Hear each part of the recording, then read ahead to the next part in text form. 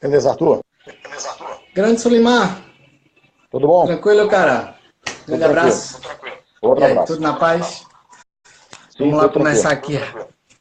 Sim. Vamos lá aqui começar aqui a live rapidinho, que daqui a pouco você vai estar na transmissão de Cruzeiro e Guarani de Divinópolis. Vamos agora Isso aí mesmo. começar aqui rapidinho para apresentar aqui. Vamos lá. Grande Sulimar, Fala, arte, Arthur. Beleza? beleza, artilheiro competente. O Calma cara aí. da, o cara da narração, que eu acho um bordão maravilhoso seu. É homenagem ao Valdir Amaral da Rádio Globo. Isso. Falar aqui com o excelentíssimo senhor Sulimar Silva, da Rádio Inconfidência de Minas Gerais, lá de BH, que daqui a pouco vai estar na transmissão de Cruzeiro e Guarani pela Inconfidência. Vocês podem se seguir pela AM 880 e FM 100.9. Isso mesmo. É isso mesmo? Pronto, E então, também grande pelo Radiosnet. Radiosnet, exatamente. Aplicativo muito bom. Verdade. Eu já ouvi muito você pelo aplicativo. Então, gente, quem está aqui na live, pode aqui enviar pergunta, que a gente está aqui num bate-bola. Agora, tudo sobre o Cruzeiro. Qualquer pergunta sobre contratação e tudo mais. Então, Sulimar, para começar, já tem um time base já do Cruzeiro ou não? O Mano já tem essa base. Primeiro, boa tarde para todo mundo que está nos acompanhando. O Cruzeiro tem sim uma base já pelo menos há 2 anos, né, desde que o Mano chegou. Saiu o Arrascaeta, mas a base está sendo mantida. E hoje, a equipe do Cruzeiro, no jogo contra o Guarani, vai utilizar essa base. Pelo menos 2 jogadores de peso no Cruzeiro estão de fora desse jogo, que é o Thiago Neves e o Fred, que por último, hoje teve uma disposição, não viajou, e o Raniel, que jogou aí no Santa Cruz, né, a gente está vendo a sua camisa aí do Tricolor, vai Isso. entrar em campo hoje com a equipe do Cruzeiro jogando contra o Guarani no Farião. Ok. Então, Suleiman, para começar, o Cruzeiro começa a Libertadores no mês que vem, não é? Começa a Libertadores e tem aí a possibilidade de, já nesse próximo jogo da Libertadores, no mês que vem, ter o Rodriguinho. O Marquinhos Gabriel foi anunciado essa semana, e também a presença de Thiago Neves. Quem sabe pode pintar mais alguma negociação aí, já que o Cruzeiro vem, por enquanto, mantendo em segredo o nome do patrocinador, mas já o que se sabe é que é o maior patrocínio da história do Cruzeiro, nos mesmos moldes do patrocínio do Corinthians, também do Palmeiras, que vai ser um patrocínio master dos melhores, e pode pintar também aí um jogador de peso que o Cruzeiro teria a ajuda desse patrocinador para bancar. Ok. O Cruzeiro está no grupo B da Libertadores, com o Emelec do Equador, o Huracán da Argentina e o Deportivo Lara da Venezuela. É um grupo fácil, difícil? Assim, eu acho fácil. Eu não acho tão assim difícil. Como, por exemplo, o Inter está no mesmo grupo do River. E que o São Paulo, se passar de fase, né, que está numa pré-Libertadores, também pode entrar nesse grupo, que para mim é um grupo da morte, né? Tendo Inter, River e possivelmente São Paulo.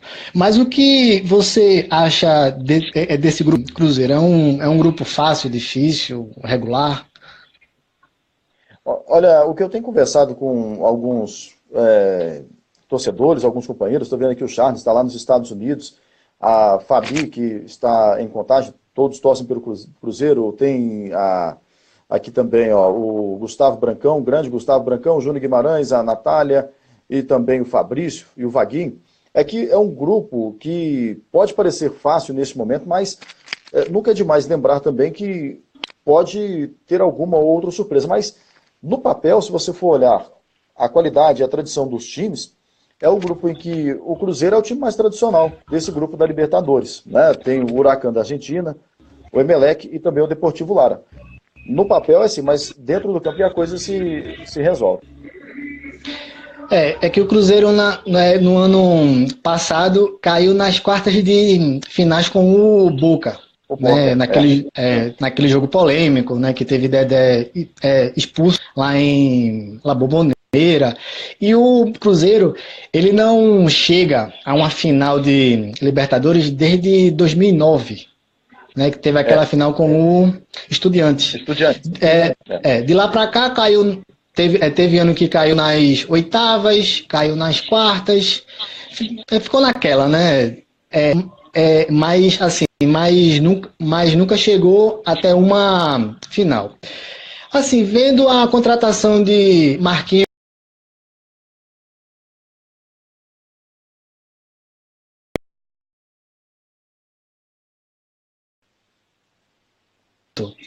dentre outros contratações, você acha que o Cruzeiro tem potencial de fazer uma campanha melhor do que a do ano passado?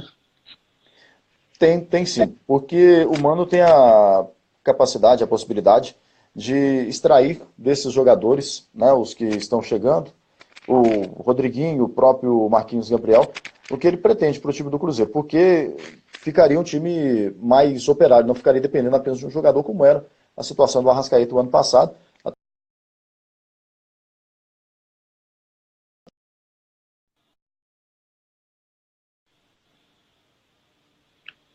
Opa, caiu, voltou aqui a conexão. Eu estava vendo ontem um programa lá na Fox Sport. O PVC falou que o Cruzeiro, do primeiro jogo da Copa do Brasil do ano passado, dos 11, lá dos 11 titulares, o único que tinha menos de 30 anos era o uruguaio que acabou de sair agora.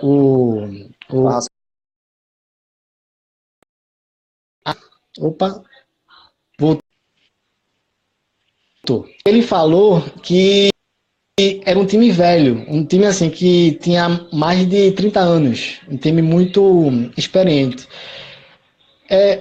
O que você acha desse time do Cruzeiro com um ataque que tem mais de 30 anos, como Fred, Barcos, o próprio Thiago Neves? O que você acha de um time assim já com a média alta de idade?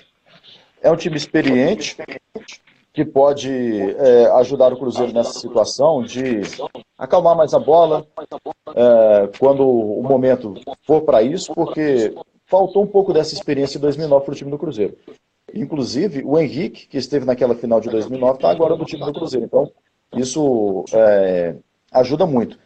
É o que a gente sempre fala, a frase que é célebre, né? Time de menino ganha jogo, mas time de jogador experiente ganha campeonato.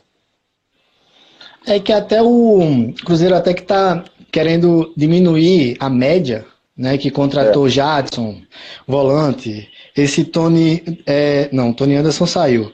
O Renato Kaiser ficou, que eu teve até uma live ontem com um setorista do Atlético de Goiás, que ele fez uma boa Série B lá no Atlético, e que o Mano, ele tá meio que querendo deixar um time mais leve, né, de certa forma, mais leve, com o David também, que é do Vitória, que foi do Vitória, atacante, né? Agora, Suleiman, falando sobre jogadores, me tira uma dúvida, cara. Assim, tem muito tricolor aqui assistindo a live e que vai ver depois no YouTube. Raniel, ele teve meio que atrelado em duas trocas. Primeiro foi o Luan, lá do Grêmio, que ele estaria envolvido, né, nessa troca com o Thiago Neves, e também com o Bruno Henrique também, que até falaram o nome dele. Por que o Cruzeiro está meio que querendo se desfazer dele? Não seria bem se desfazer. É um jogador jovem e o Cruzeiro, com a saída de um ou outro jogador, vai contar com ele no elenco. É um atleta valorizado, por isso que o pessoal do Grêmio falou nele, o pessoal do Santos, mas não é assim esse desejo explícito de desfazer do jogador. O Cruzeiro pretende manter entre os jogadores do grupo, tanto é que começa como titular hoje também contra o Guarani. Exato. Falando sobre categoria de base, o Cruzeiro foi eliminado pelo São Paulo na Copa São Paulo agora, essa semana. Isso, foi que perdeu, foi nos pênaltis, mas chegou até as quartas de finais.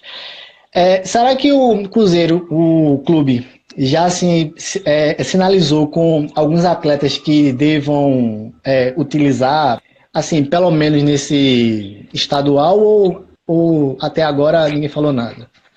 Olha, é uma questão que a torcida sempre fala de tem que aproveitar o pessoal da base que está se destacando, como é o caso do Vinícius Popó.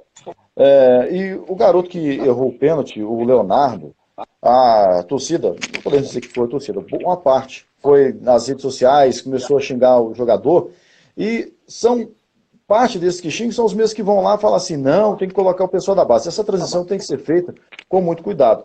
Porque o ano passado, o Cruzeiro no jogo contra o Vasco da Gama, antes da paralisação para a Copa do Mundo, estava no Mineirão jogando, repito, contra o Vasco da Gama, colocou o garoto Marcelo. O Marcelo também foi vaiado pelo torcedor e teve que descer para o time de baixo. Hoje, se for para o time principal de novo, o torcedor não vai ter a mesma paciência. Infelizmente é isso, mas a esperança do torcedor do Cruzeiro é que se coloque o Vinícius Popó e que se tenha paciência, coisa que é a torcida do Cruzeiro. Alguns não têm com o pessoal da base. Exato.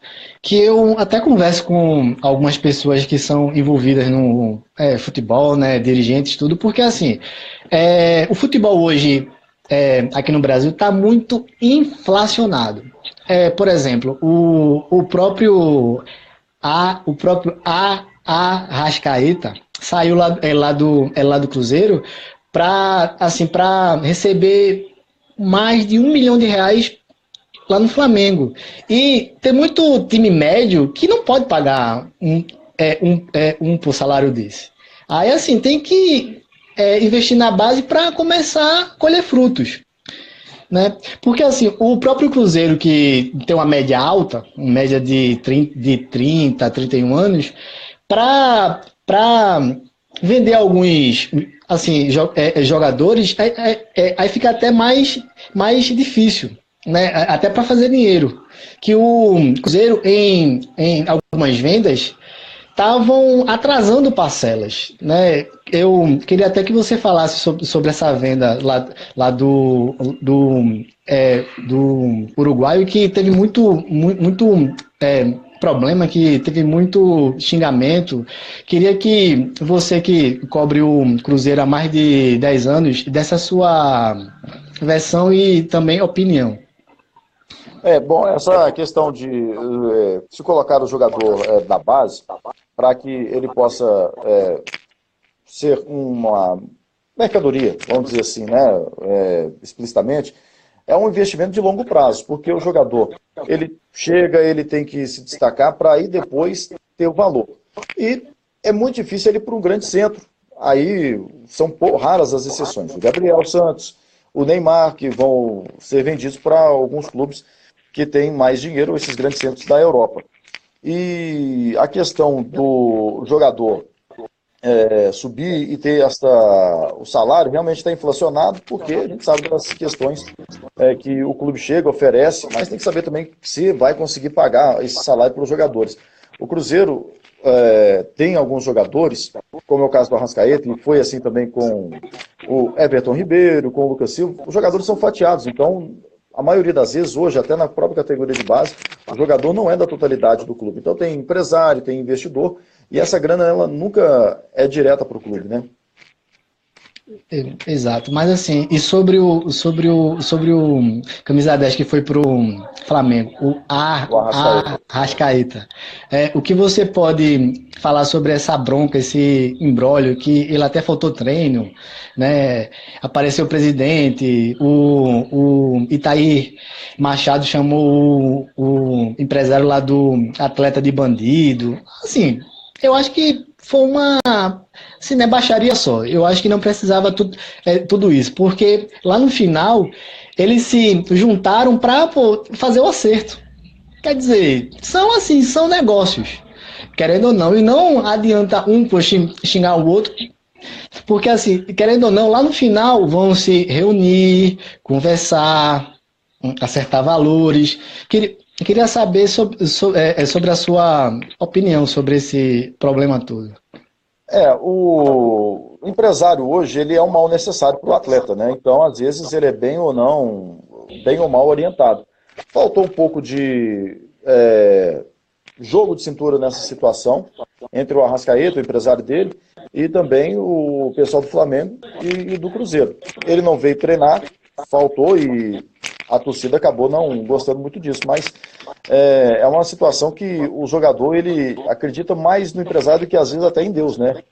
Cada um com o crédito dele, mas às vezes como o empresário do Neymar certa vez disse, o Wagner Ribeiro, ele não é um empresário, ele é sim um mercador de almas, né? Ele tinha 100 almas como empresário, né? E aí cada um toma a opinião que tiver.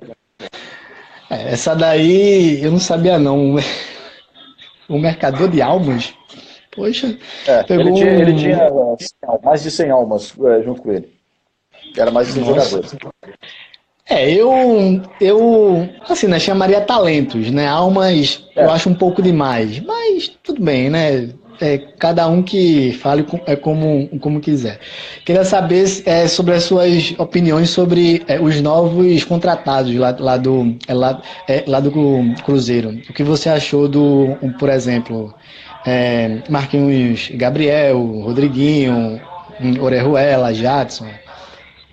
Bom, são jogadores que chegam para compor e são contratações. Reforço mesmo, é só se o jogador der algum retorno. Aí sim pode ser considerado reforço.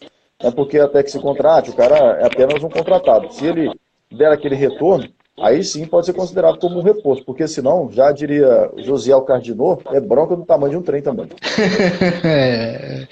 Exatamente.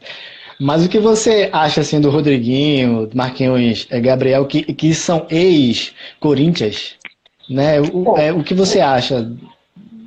O Rodriguinho que o Cruzeiro contratou hoje não é o Rodriguinho que passou pelo América aqui em Minas Gerais e tampouco o que passou pelo Corinthians. Então, é um jogador que atua pela mesma faixa de campo que o Thiago Neves, que o próprio Robinho, e pode dar também uma dinâmica de jogo diferente para o time do Cruzeiro, para fazer com que a bola chegue aos atacantes, porque o Arrascaeta carregava também a bola, era o jogador de drible. E os outros atletas são jogadores para compor o elenco, o Orejuela, o próprio Jadson, também o Marquinhos Gabriel. Só o tempo pode dizer como é que esses jogadores vão render frutos para o Cruzeiro. Certo. Vamos falar sobre estadual.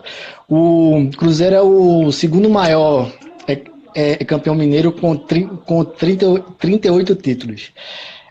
Tem uma certa vertente, né, lá da imprensa querendo diminuir os estaduais. Diminuir ou até acabar. Né, assim, muitos falam problemas de calendário, né, que não tem mais aquele brilho todo, aquele chamariz, né, que até a Globo mesmo já cancelou alguns contratos com alguns estaduais. E só para dar um exemplo, o nosso pernambucano, ele só tem contrato com a Globo até esse ano. Né? E ano que vem ninguém sabe se vai haver ou não. Queria saber a sua opinião sobre se você acha certo ou não diminuir estadual, acabar, né? Que hoje são 12 equipes. E queria saber a sua opinião sobre estaduais. Bom, o campeonato estadual, ele há muito tempo ele já não é um campeonato para revelar jogadores, né? Há muito tempo as equipes do interior, eu trabalhava antes, né, no interior, elas não revelam jogadores para os times da capital, ou até justamente pelas categorias de base das equipes. E os clubes reclamam muito dessa questão de calendário, da fórmula de disputa, das condições dos gramados. Hoje, o campeonato estadual ele tem muito charme e serve muito para que as cidades que não têm oportunidade de acompanhar os times das capitais possam ter esses jogadores atuando lá no campo deles. É um campeonato que se tem há que se fazer uma revisão nas fórmulas de disputa. Hoje, o Campeonato Mineiro, desde o ano passado e mais esse ano também, fizeram uma fórmula que os clubes jogam todos contra todos e depois tem uma quarta de final com um jogo e depois semifinal e final com 2 jogos. Antes acontecia a primeira fase e depois apenas as semifinais. É um modelo enxuto. A partir do ano que vem, muito provavelmente deve voltar. Tem que ser feito um redimensionamento de rendas para os clubes do interior poderem também contratar jogadores. Porque a gente vê, por exemplo, no Campeonato Baiano, o Marcelo Nicásio, se não me engano é jacuipense, que ele está atuando. Você não vê figuras novas que se revelam para outros clubes, então pegam jogadores que já estão em fase final de carreira. Isso também é uma situação que tem que ser muito bem tratada. Eu fiz um